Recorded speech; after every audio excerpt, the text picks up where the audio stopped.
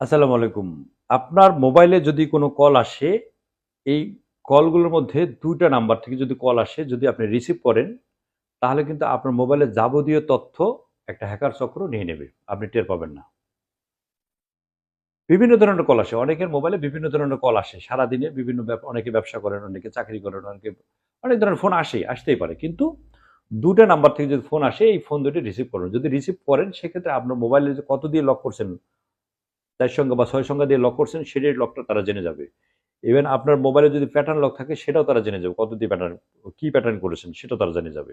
পাশাপাশি আপনার মোবাইলে যদি বিকাশ অ্যাকাউন্ট করা থাকে সেটাও তারা জেনে যাবে।